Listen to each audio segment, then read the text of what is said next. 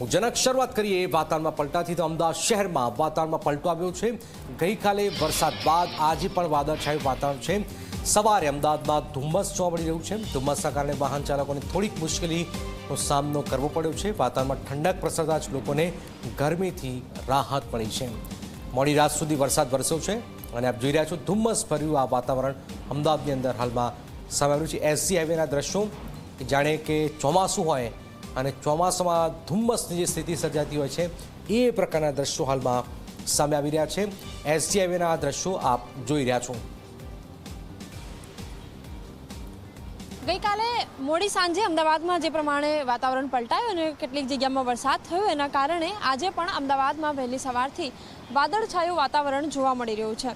હાલ જે દ્રશ્યો આપના ટીવી સ્ક્રીન ઉપર જોઈ રહ્યા છો એ એસજી હાઈવેના છે। આપ જુઓ કે વિઝિબિલિટી ઘટી હોય અને ધુમ્મસ જેવું વાદળછાયું વાતાવરણ હોય તે પ્રકારના દ્રશ્યો સર્જાયા છે। તાપમાનની વાત કરીએ, અમદાવાદમાં તાપમાનમાં પણ ઘટાડો છે જેના કારણે ગરમીથી રાહત મળી છે। અમદાવાદના તાપમાનની વાત કરીએ તો અમદાવાદમાં 39 ડિગ્રી તાપમાન નોંધાયું છે। આ સાથે ગાંધીનગરમાં 38.5 ડિગ્રી તાપમાન નોંધાયું છે। રાજકોટમાં રાજ્યનું સૌથી વધુ 42.3 ડિગ્રી તાપમાન નોંધાયું છે, જ્યારે સુરેન્દ્રનગરમાં અને કંડલા એરપોર્ટ ઉપર પણ 41 ડિગ્રી તાપમાન નોંધાયું છે। આ સાથે જ અમરેલીમાં 40.9 ડિગ્રી તાપમાન નોંધાયું છે। બાકીના અન્ય જે જિલ્લાઓ છે એમાં 40 ડિગ્રીથી નીચું તાપમાન નોંધાયું છે।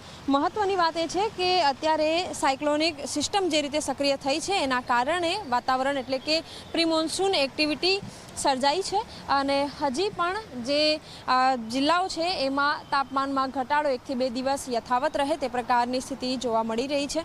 આગામી 9 તારીખથી ફરીથી ગરમીનું જોર વધશે અને જે દરિયાકાંઠાના જે વિસ્તારો છે ત્યાં ગરમ ભેજવાળા પવનો ફૂંકાવાના કારણે યલો એલર્ટ આપવામાં આવ્યું છે। કેમેરામેન ઉમેશ પરમાર સાથે સપના શર્મા, ઝી 24 કલાક, અમદાવાદ।